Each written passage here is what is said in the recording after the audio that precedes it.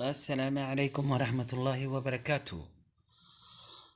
هذا dadweynaha sharafta leh mar labaad waxaan idin leenahay ku soo dhawaada masnaca hilibka ee ku yaala Jeddah Sacuudi Carabiya gaar ahaan Xayla Jaamaca.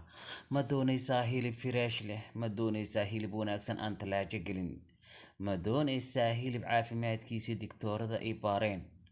Hadday jawaabtaadu haa tahay, ku soo dhawow warshada masnaca hilibka ee ku yaala Xayla Jaamaca.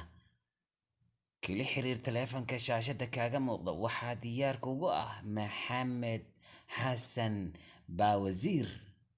haddaba wuxuu ku leeyahay gacmo furan, niyad furan, qalbi furan, intaba ku soo dhawaada.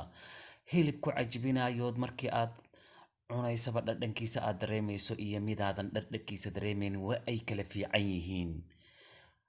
wax badan baad ku dilooto wax talaajo ku raagay, maanta waxaan idin sidaa wax fireesh ah. walaal jawaabtaadu hadday haa tahay aad doonayso, kala xiriir taleefanka shaashada kaaga muuqda. waxayna ku taala Xayla Jaamaca gaar ahaan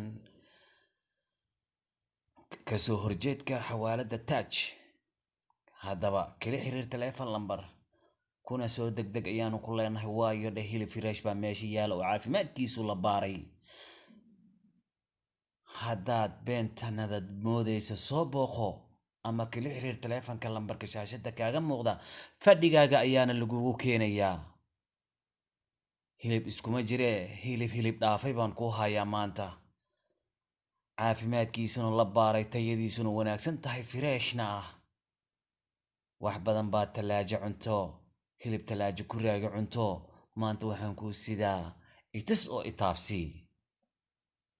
walaal soo booqo masnaca hilibka ee ku yaala Xayla Jaamaca gaar ahaan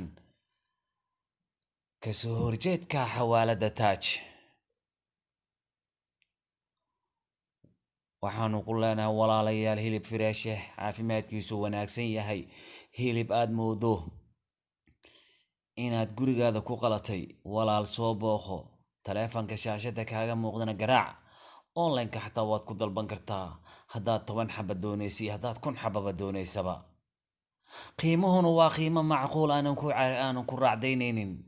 maamuluhuna wuxuu yahay mid ku wanaagsan soo dhaweynta. waxaase ku diyaaray halkaasi shaqaale loo carbiyey qalinka xoolaha iyo nadaafadda. haddaba shayga nadaafadda leh waan doonaynaa. shay hadduusan nadaafad lahayn ka carar waanu ku leenahay. waad u jeedaan halkan hilibka yaala sida loo habeeyey, caafimaadkiisuna loo baaray. walaal kala xiriir taleefanka shaashada kaaga muuqda. halka aad ka daawanaysidna waa Jana Gala 4 Official.